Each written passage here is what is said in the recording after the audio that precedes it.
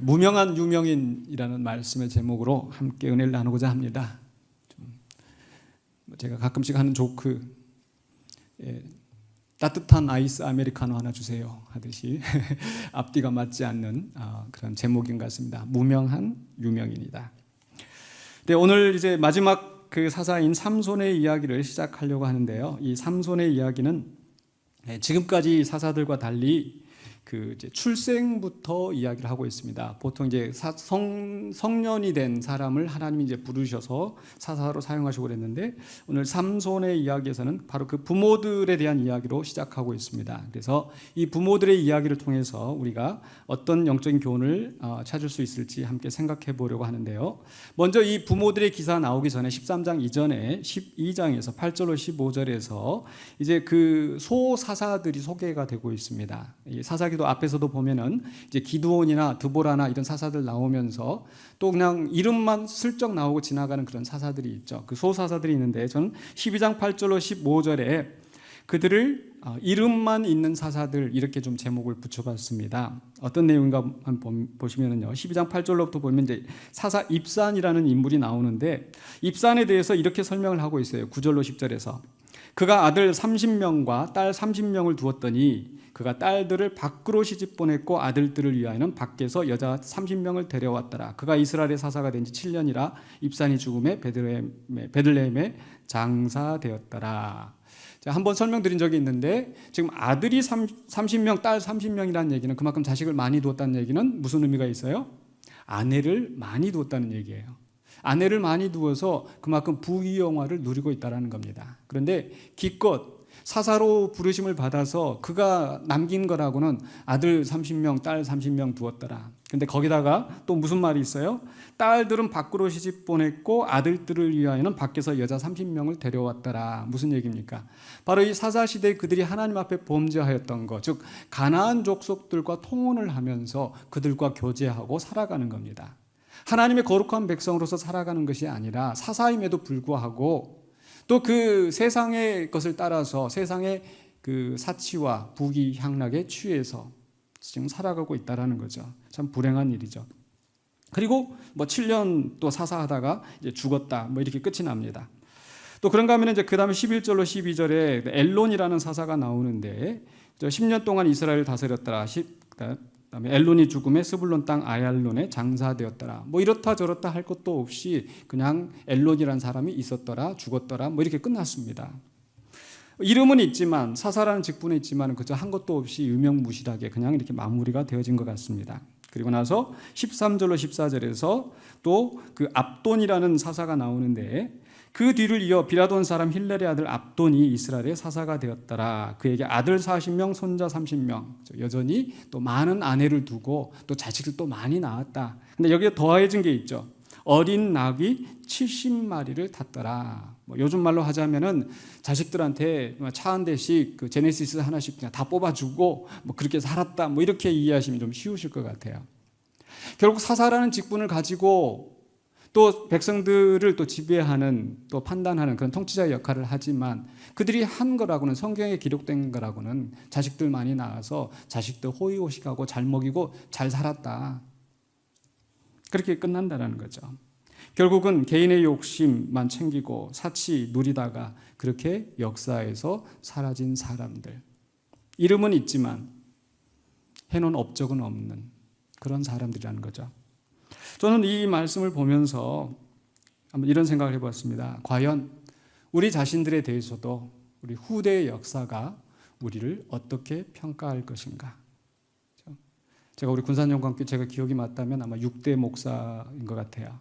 또 제 앞에 많은 전임자들이 있었고, 그 전임자들의 목사에 대해서 또 후대의 역사는 나중에 이제 20년이 지나고 30년이 지나고, 그때 뭐 2016년에 임용선 목사가 왔다, 뭐 그래가지고 부임했다, 뭐 이제 사임했다, 이게 나올 텐데, 과연 어떻게 기록이 될 것인가.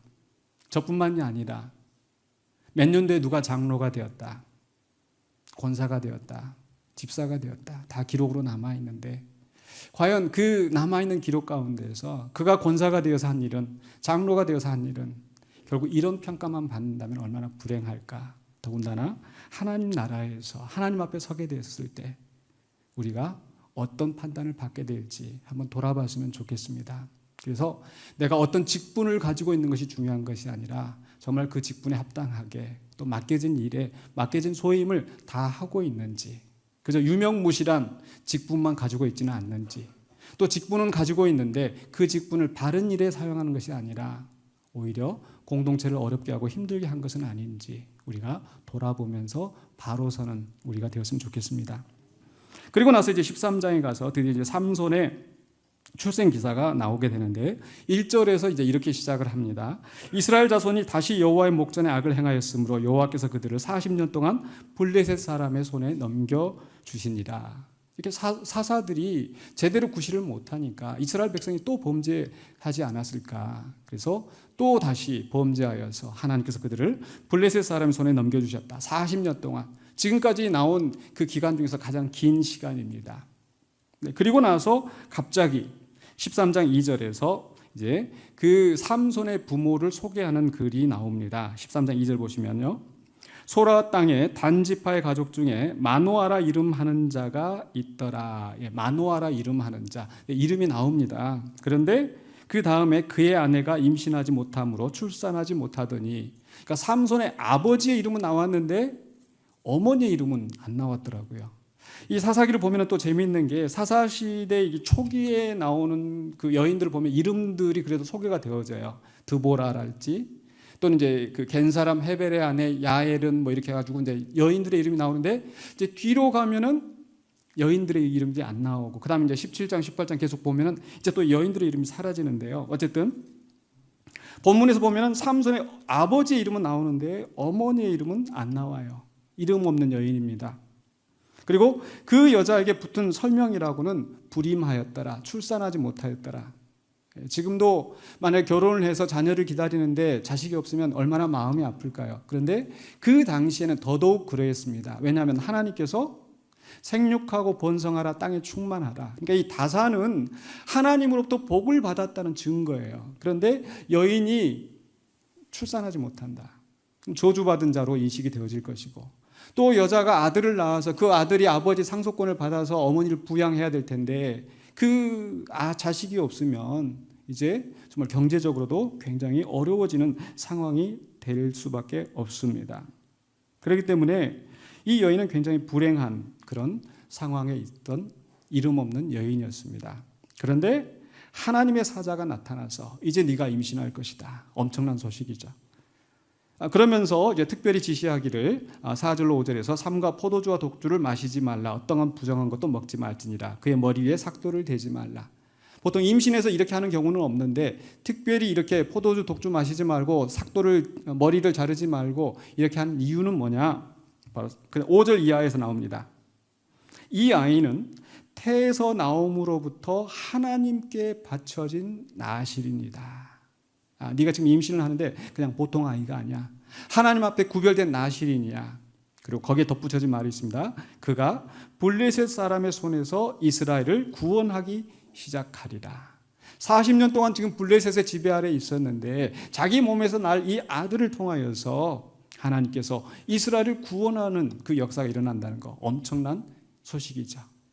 임신하게 된다는 것과도 엄청난 소식일 텐데, 어쨌든 이런 말을 듣고 나서 이 여인은요, 그리고 나서 이 여인은 이제 자기 남편에게 가서 이야기를 합니다. 6절로 7절에 가서 남자한테 가서 이야기를 하는데 그 이야기하는 그 분위기를 좀 살펴보면은 이 여자분이 굉장히 지금 정신없이 가가지고 내가 너무 무서워가지고 이름도 안 알아보고 그냥 이제 왔다. 그냥 해서 횡설수설 지금 이제 말을 했던 것 같아요.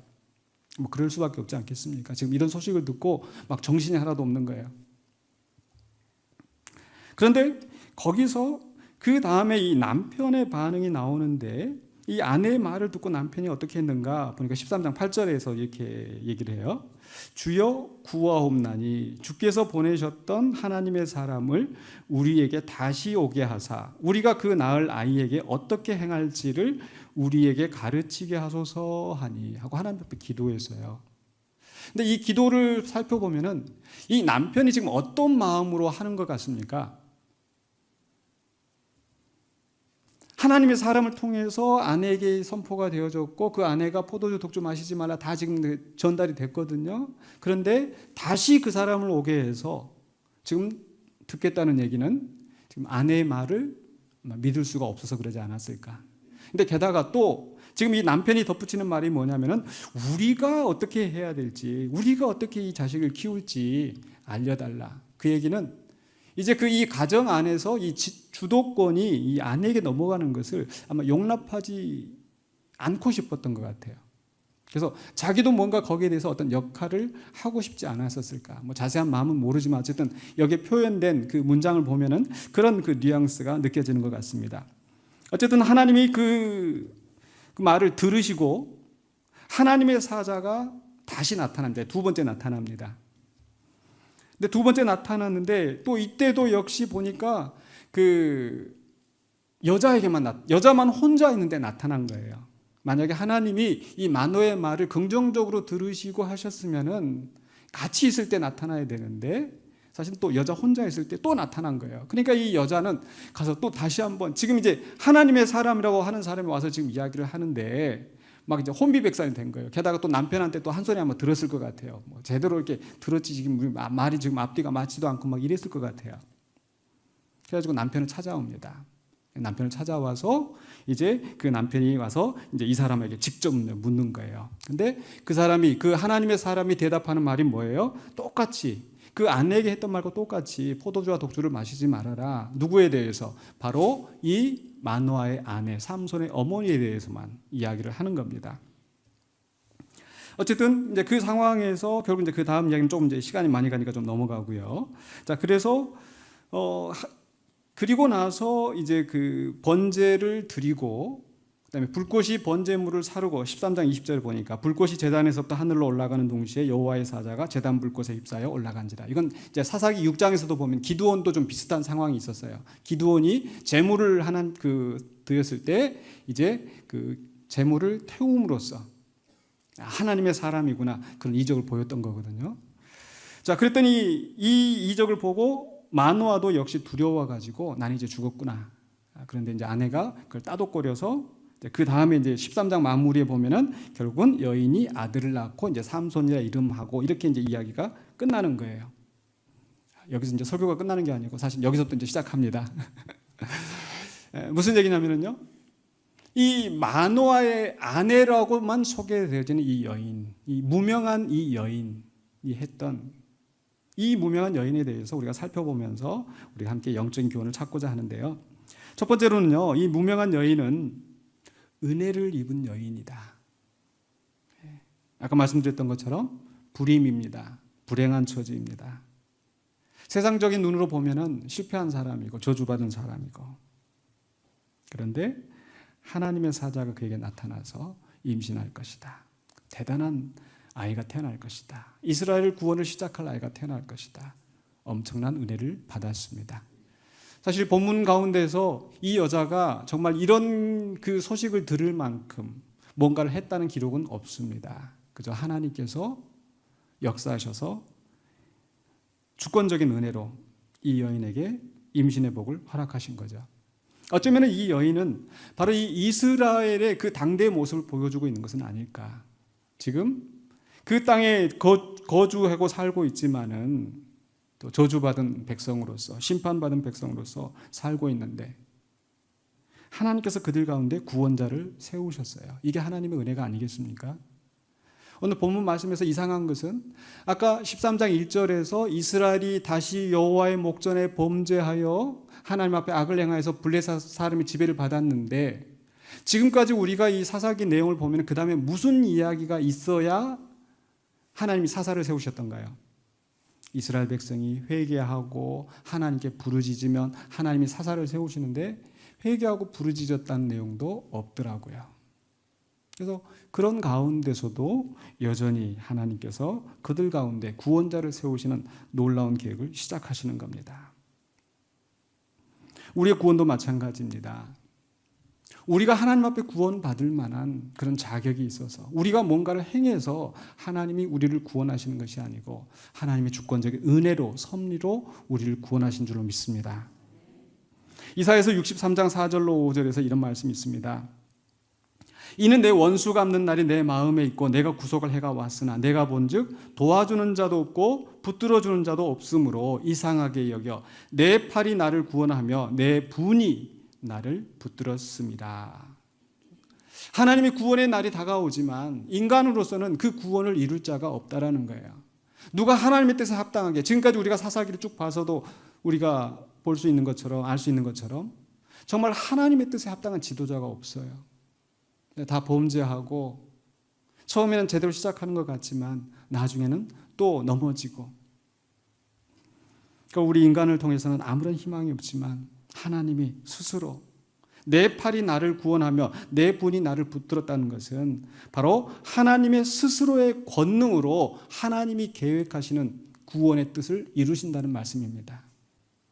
그 계획에 따라서 때가 차면 하나님이 그 아들을 이 땅에 보내시고 그 아들을 통하여서 우리를 구원하신 하나님의 전적인 은혜가 있는 줄로 믿습니다. 그러한 하나님의 은혜가 우리에게 내려질 때 우리는 어떻게 되는가? 바로 그 하나님의 계획에 응답하고 또 믿음으로 동참하는 것입니다. 오늘 이 여인을 보면은요, 그 다음에 우리가 생각해야 될 것은 바로 이 은혜를 입은 여인이 하나님 앞에 어떻게 믿음으로 동참을 했는가? 그 다음에 두 번째로 우리가 생각할 것은요, 바로 이 여인은, 이름 없는 이 여인은 분별의 지혜를 가졌습니다. 분별하는 지혜를. 무슨 얘기냐면요, 바로 이 처음 이 하나님의 사람을 만났을 때, 또 그 소식을 들었을 때, 그리고 그것을 가지고 이 남편에 와서 이야기할 때 뭐라고 얘기를 했어요? 내가 누구를 만났다? 13장 6절에 하나님의 사람이 내게 오셨는데 그의 모습이 하나님의 사자의 용모 같아서 심히 두려움으로 어디서부터 왔는지를 내가 묻지 못하였고, 이렇게 쭉 나오죠. 근데 이게 왜 중요하냐면 나중에 두 번째 나타나서 그 남편과 함께 그 하나님의 사람을 만나는데 그 남편은 어떻게 했을까요? 이게 이제 대조가 되는 거예요. 자세히 보시면 13장 16절에 보시면 이렇게 돼 있어요. 그가 여호와의 사자인 줄을 마노아가 알지 못함이었더라. 그러니까 이 여인은 보고 하나님의 사람이 하나님의 사자의 용모 같아서, 즉 이 영적으로 깨어있는 분별력을 가지고 그걸 느꼈단 말이에요. 근데 이 둔한 남편은 보고도 알지 못하는 겁니다. 깨닫지 못하는 겁니다. 그리고 또 다른 차이점이 있는데, 아까 그 여인은 뭐라고 했냐면요, 13장 6절 하반부에 내가 너무 무서워서 심히 두려움으로 어디서부터 왔는지를 내가 묻지 못하였고 그도 자기 이름을 내게 이르지 아니하였으며. 그러니까 남편이 그 얘기 듣고 제대로 좀 듣고 좀 물어봤었어야지 아마 이렇게 핀잔을 주지 않았었을까. 왜냐하면 그 다음에 마노아가 했던 반응을 보면, 마노아가 두 번째 만났을 때 13장 17절에서 뭐라고 얘기해요? 마노아가 또 여호와의 사자에게 말하되 당신의 이름이 무엇이니까. 그래서 이 여인과 달리 이 남편 마노아는 이름을 정식으로 이제 물어보는 거예요. 근데 이 이름을 물어보는 이 마노아의 동기가 무엇일까? 보면은 아까 13장 17절 후반부에 당신의 말씀이 이루어질 때 우리가 당신을 존귀 여기리이다. 그렇게 얘기를 하는 거예요. 그 말씀이 이루어질 때 누가 존귀 받아야 되겠습니까? 하나님이 영광을 받으셔야 되잖아요. 그런데 지금 이 마노아는 그 당시 사람들이 그랬던 것처럼 기드온이 우리를 구원했으니까, 입다가 우리를 구원했으니까 사람에게 초점을 맞추고 사람을 높이는 거예요. 그런 동기를 가지고 정치적으로 세상 처세술을 가지고, 거기에 대해서 18절에 여호와의 사자가 그에게 이르되 어찌하여 내 이름을 묻느냐, 내 이름은 기묘자라. 그러니까 따지고 보면은 정말 무서워서 놀라서 감히 이름을 묻지 못했던 그 여인이 오히려 바른 겁니다. 근데 잘난 척하면서 당신 이름이 무엇입니까? 이루어지면 내가 당신을 아주 잘 대접하겠습니다. 존귀 여기겠습니다. 잘못된 거죠. 그런데 이제 이 마노아가 또 이제 그 하나님의 사자에게 아까 이제 음식을 대접하려고 했었을 때 이 하나님의 사자는 뭐라고 얘기했냐면은 번제를 준비하려거든 나한테 하려고 하지 말고 하나님 앞에 드려야지. 16절에서. 근데 마노아는 그 영적인 그 둔감한 그 마노아는 여호와의 사자인 줄 알지 못하고 그렇게 세상적인 방법으로만 접근을 하고 있습니다. 그런데 번제물을 이 여호와의 사자가 태우는 거예요. 초자연적인 방법으로. 그리고 그 불꽃 속에서 이 여호와의 사자가 사라지는 겁니다. 그제서야 마노아는 깜짝 놀라서 우리가 하나님을 만났다. 또 하나님을 만난 사람들이 항상 그 두려워하잖아요. 그 엄청난 그 하나님의 영광 임재 앞에서. 그래서 이 마노아도 막 두려워가지고 큰일 났다. 이 아내를 붙잡고 우리가 하나님을 만났으면 이제 우리는 죽었다. 그때 이 아내는 어떻게 합니까? 우리 23절 한번 보실까요? 그의 아내가 그에게 이르되 여호와께서 우리를 죽이려 하셨더라면 우리 손에서 번제와 소제를 받지 아니하셨을 것이요 이 모든 일을 보이지 아니하셨을 것이며 이제 이런 말씀도 우리에게 이르지 아니하셨으리다 하였더라. 이체 다 맞는 말이잖아요. 하나님이 괜히 나타나셔서 이런 이야기 해가지고 너 나 봤으니까 넌 죽어야 돼 이러실 하나님이 아니라는 겁니다. 근데 마노아는 그런 생각조차 못하는 거예요. 그런데 이 아내가 그것을 깨닫고 묵상하고 그 가운데서 하나님의 일이 무엇인지를 분별했다는 겁니다. 결국 마노아의 아내 말이 맞았습니다. 이름이 있는 마노아라 이름하는 자는 미련하게 계속 행하였지만은 이름 없는 그 아내는 지혜롭게 이 상황을 넘길 수 있게 하였던 거죠. 종종 성경을 보면은요 이렇게 지혜로운 여인이 나타납니다. 당장 우리 사사기에서만 봐도 사사기 4장에서 겐사람 헤벨이 나왔었죠. 이방인과 통혼하면서 교류하면서 그들과 화평하면서 지내는데 그게 하나님께서 어긋난 것인 줄 모르고 그러나 그 아내 야엘은 바로 그 시스라 군대 장관을 죽여서 바로 이 전쟁을 끝내게 했던 그런 영웅, 믿음의 영웅이 되었었습니다. 그런가 하면 또 다른 여인이 나타나는데 사무엘상 25장에 보면 이제 나발이라는 인물이 나와요. 사무엘상 바로 이 상황은 다윗이 지금 사울이 자기를 죽이려고 하니까 지금 이제 자기를 따르는 사람과 함께 이제 도망을 가서 지금 저 들에서 지금 살고 있는 그런 상황입니다. 그런데 나발이라는 사람이 있어서 그 양떼를 지킬 때에 이 다윗의 군인들이 다 이렇게 좀 봐줬어요. 돌봐줬어요. 그러다가 이제 이 나발이 그 양털을 깎을 때가 돼서 우리식으로 말하면 이제 추수할 때예요. 추수할 때가 되고 이제 잔치를 벌리니까 다윗이 이제 사람을 보내가지고 우리 지금 식구들이 얼마만큼 있으니까 우리 좀 먹을 것은 좀 다오 아마 이렇게 했던 것 같아요. 그랬더니 이 나발이라는 사람이 뭐라고 얘기를 하느냐?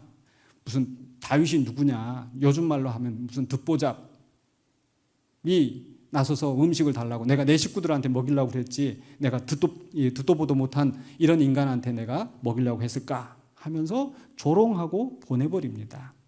근데 종들이 보니까 그동안에 다윗의 군인들이 다 그렇게 다 보살펴 줬는데 이렇게 해서는 안 될 것 같은데 그래서 그 여주인 아비가일에게 나발의 아내 아비가일에게 가서 우리 종은 미련한 사람이라 불량한 사람이라 우리 성경에 보면 이렇게 돼 있어요. 불량한 사람이라서 말 듣지 않을 텐데 지금 다윗한테 이렇게 하면 안 됩니다. 좀 어떻게 좀 해주십시오. 네, 아비가일이 그 소리를 듣고 당장에 지금 다 먹을 것을 챙겨가지고 가서 지금 다윗을 찾아갑니다. 찾아가서 다윗을 설득하는 거예요. 그 설득하는 내용을 보니까 대략 이런 취지예요. 이 나발은 우리 남편은 좀 미련한 사람이니까 개의치 마십시오. 거기에 흔들리지 마십시오. 그리고 하나님이 당신의 원수를 치신 것처럼 하나님이 심판하시지 않겠습니까? 그러면서 하는 얘기가 지금까지 당신은 잘못한 게 없는데 만약에 지금 가서 이 나발과 그 집안 사람들을 다 죽이려고 한다면 사실 이 사무엘상 읽어보면요 다윗이 가가지고 그 말을 듣고 화가 나가지고 군인들을 다 야 칼차 다 무기 챙겨 가서 우리가 좀 오늘 밤에 가서 다 죽여버릴 거야. 다윗이 이렇게 하는 거예요. 놀랍지 않습니까? 우리 지난주에 다윗은 참 그 심의가 이렇게 나섰을 때 그렇게 막 비난하고 들었었을 때 가만둬라 하나님께서 그렇게 하셨는데 야 어떻게 다윗이 그랬을까 보니까 지금 다윗은 젊은 다윗이에요. 사울을 피해서 도망갈 때 지난주에 제가 말씀드렸던 다윗은 이제 산전수전 다 겪고 참 어느 정도 믿음이 이렇게 성숙하고 연륜이 쌓였을 때 다윗인 거예요. 지금 다윗은 젊은 혈기에 그 말 듣고 그냥 확 올라와가지고 내가 가서 다 죽여버릴 거야. 근데 그걸 막은 사람이 누구였느냐? 아비가일이에요. 지금 당신이 가서 그 보복을 하면 당신은 무죄한 피를 흘리는 사람이 될 거고 개인적인 보복을 하는 사람이 될 건데 왜 그런 오명을 뒤집어 쓰려고 하십니까?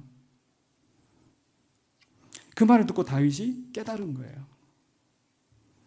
깨달아서 하는 얘기가 사무엘상 25장 33절에 또 내 지혜를 칭찬할지며 또 내게 복이 있을지로다. 오늘 내가 피를 흘릴 것과 친히 복수하는 것을 내가 막았느니라. 사실 이거 굉장히 중요한 사건입니다. 이 아비가일은 그냥 자기 집안을 구한 그것도 있겠지만은 그보다 더 중요한 것은 하나님의 마음에 합한 다윗이 잘못된 길로 가지 않도록 권면하여서 바른 길로 가게 했다라는 거예요. 나중에 결국은 어떻게 됐어요? 정말 이 아비가일이 얘기한 대로 이 남편, 미련한 남편 나발은 하나님이 치셔서 열흘 만에 죽었습니다. 그리고 나서 아비가일은 그 소식을 듣고, 다윗은 그 소식을 듣고 아비가일을 자기 아내로 불러서 맞아들였습니다.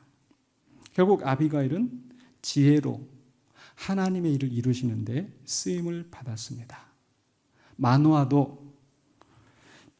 마누아의 아내도 비록 이름 없는 그런 여인이었지만은 그 가운데 지혜롭게 처신하여서 하나님의 일에 쓰임을 받은 줄로 믿습니다. 오늘 우리도 이와 같이 남자든 여자든 지위가 있는 사람이든 없는 사람이든 우리가 하나님의 뜻을 분별하고 또 누군가 또 앞에 지도하는 사람들이 잘못된 길을 갈 때, 또 때로는 가정 안에서 남편이 잘못된 길로 갈 때, 또 아내가 잘못된 길로 갈 때 이렇게 분별하여서 권면하여 하나님의 뜻을 이루는 저와 여러분 되시길 주의 이름으로 축원합니다. 세 번째로 이 여인은요, 바로 말씀에 순종하는 여인이었다. 바로 이 하나님의 사자가 나타나서 출산을 예고할 때 특별한 지시를 했었다고 그랬었죠. 아까 13장 4절로 5절에서 너는 삼가 포도주와 독주를 마시지 말고 어떤 부정한 것도 먹지 말지니라. 그의 머리 위에 삭도를 대지 말라. 그러니까 지금 우리의 문화에서는 포도주, 독주 안 마시는데 나는 그거 줘도 싫어 이럴 수 있겠죠. 그러나 보통 이 포도주가 왜 만들어지는가? 맥주를 만드는 것도 마찬가지죠. 물이 좋지 않은 나라에서는 그렇게 포도주나 맥주를 만들어서 음료처럼 마시는 거예요. 더군다나 이 포도주는 하나님이 이 복을 주셔서 우리에게 만족함을 주시는 거다. 그렇기 때문에 항상 이 사람들이 이 포도 열매 먹고 포도주 먹는 게 이게 항상 자기들의 생활이었단 말이죠. 우리로 하자면은 제가 김치를 안 먹겠습니다. 그걸로 비유가 될지 모르겠어요. 근데 항상 우리가 일상적으로 먹고 참 끊기가 어려운 것인데 그것을 끊으라고 했는데 아마 이 여인은 그것을 지켰을 겁니다. 왜냐하면은 바로 13장 24절에 보면 그 이야기가 이렇게 마무리되어지죠. 이 여인이 아들을 낳음에 그의 이름을 삼손이라 하니라. 그 아이가 자라매 여호와께서 그에게 복을 주시더니. 그래서 임신한 동안에 정말 하나님이 명령하신 대로 포도주와 독주를 마시지 아니하고 부정한 것을 먹지 아니하고 정말 가장 좋은 그런 태교를 하면서 삼손을 낳지 않았을까. 무명한 여인이었지만 이름 있는 사사들보다, 이름 있는 남편보다 더 지혜롭게 하나님의 일에 힘쓴 사람이 되었습니다. 그래서 오늘 말씀의 제목이 저는 무명한 유명인이라. 바로 이 말씀의 제목은 우리 고린도후서 6장 9절에서 가져왔습니다. 고린도후서 6장 9절에서 무명한 자 같으나 유명한 자요 죽은 자 같으나 보라 우리가 살아있고. 사도 바울이 지금이야 유명하죠. 아마 교회 안 다닌 사람도 바울에 대해서는 들어봤다 할 정도로. 근데 그 당시 상황을 생각해 보면 또 바울이 지금 이 편지를 쓰고 있을 당시에는 바울은 무명한 사람이었습니다. 복음 전도자로서 숱한 핍박과 고생을 했습니다. 감옥에 갇히고 매를 맞고 쫓겨다니고. 심지어 지금 이 고린도 후서의 맥락에서 보면은 고린도 교회 안에서조차 바울을 비방하고 하나님의 사도가 아니다. 그런 사람들이 있었고 그런 사람들 때문에 사도 바울이 무척 마음고생하면서 지금 이 편지를 쓰고 있는 거예요. 만약에 사도 바울이 예수님의 사도가 되지 않았다면, 복음 전도가 되지 않았다면 자기가 가졌던 그 권세를 가지고 자기의 그 집안의 배경을 가지고 더 떵떵거리며 살 수 있었을 것인데 그는 복음을 위해 하나님 나라의 의를 위해서 헌신하고 낮은 자로 살기를 감수하고 무명한 자가 되기를 마다하지 아니하였습니다. 그래서 6장 4절 5절에 그 앞에 있는 말씀 속에서 오직 모든 일에 하나님의 일꾼으로 자천하여, 바로 예수님께서 왜 네가 나를 핍박하느냐 그 말씀만 하셨음에도 불구하고 사도 바울은 그 즉시로 회개하고 변화해서 자천하여, 자원하여서 많이 견디는 것과 환난과 궁핍과 고난과 매맞음과 갇힘과 난동과 수고로움과 자지 못함과 먹지 못함 가운데서도 이런 일들을 겪지 않아도 될 일을 겪고 있더라는 거예요. 왜? 6절로 7절에서 그 속에서도 깨끗함과 지식과 오래 참음과 자비함과 성령의 감화와 거짓이 없는 사랑과 진리의 말씀과 하나님의 능력으로 의의 무기를 좌우에 가지고 진실한 말씀을 가지고 내가 전도를 했다는 거예요. 어려움 속에서도. 복음 전도의 삶을 감당하기 위해서. 그래서 6장 8절에서 영광과 욕됨으로 그러했으며, 높임을 받을 때도 그러했고 교만하지 않고, 욕됨을 들을 때도 그러했고, 악한 이름, 바울을 비방하면서 악하게 말을 하는 사람들이 있어도, 때로는 아름다운 이름으로 그러할 때도 바울은 깨끗하고 진실한 말씀을 증거했다라는 거죠.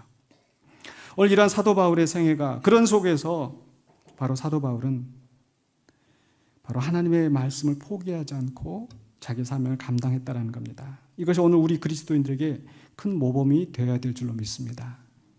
지금 당장의 고난이 있다 할지라도 그것이 의를 위하여 받는 핍박이라고 한다면 하나님께서 아시고 높이실 것을 확신하는 겁니다. 그래서 바울은 당당하게 이야기하는 거예요. 6장 8절 하반부에서 우리는 속이는 자 같으나 참되고, 사람들이 바울을 향하여서 속이는 자다, 보니까 그렇게 보일 듯 하는데 그러나 참되고, 무명한 자 같으나 유명한 자요, 죽은 자 같으나 보라 우리는 살아있고, 징계를 받는 자 같으나 죽임을 당하지 아니하고, 근심을 당하는 자 같으나 항상 기뻐하고, 가난한 자 같으나 많은 사람을 부유하게 하고, 아무것도 없는 자 같으나 모든 것을 가진 자로다. 아멘. 이게 우리의 성도의 고백이 되시길 주의 이름으로 축원합니다. 세상 사람들이 살아가는 것처럼 그저 높아지고 유명해지고 많이 가지고 떵떵거리면서 큰 소리치고 그렇게 사는 것이 복이 아니라, 하나님이 나를 아시고 나를 하나님의 일을 위하여서 쓰시는 것, 그것이 정말 진정한 복이 아니겠습니까? 그래서 당장이 아니더라도 바로 영원한 하나님의 나라에서 우리에게 의의 면류관을 주실 것인데, 사도 바울은 그 의의 면류관, 그 상급을 바라보면서 무명한 자 같으나 유명한 자라는 그 확신을 가지고 그 사명을 감당했습니다. 우리도 이와 같이, 비록 우리가 군산의 저 시골이라고 표현해서 죄송합니다. 다른 사람들이 보기엔 그럴 수 있어요. 군산에 가서 이렇게 있다 그러면 시골이다 이럴 수도 있겠고, 또 사람들이 흠모할 만한 어떤 위치에 있지 않다 할지라도 내게 주어진 그 삶 속에서, 그 현장 속에서 하나님의 기뻐하시고 선하시고 온전하신 뜻이 무엇인지를 분별하면서 그 뜻을 감당할 때에 우리는 무명한 자 같으나 유명한 자로 서게 될 줄로 믿습니다. 우리 모두 유명한, 하나님의 나라에서 유명한 그런 저와 여러분이 되시길 주의 이름으로 축원합니다. 기도하겠습니다. 거룩하신 아버지 하나님, 은혜를 감사합니다. 오늘 우리에게 주시는 주의 말씀을 우리가 함께 또 생각하면서 또 주의 뜻을 행하는 우리가 되기를 원합니다. 비록 우리는 이 세상에서 또 무시받고 가난하고 약한 자라 할지라도 주님의 나라와 영광을 위하여서 주님의 나라를 사모하며 나아간 우리들이 오매 하나님께서 우리를 붙잡아 주시고 우리를 사용하여 주시옵소서. 예수 그리스도 이름으로 기도하옵나이다. 아멘.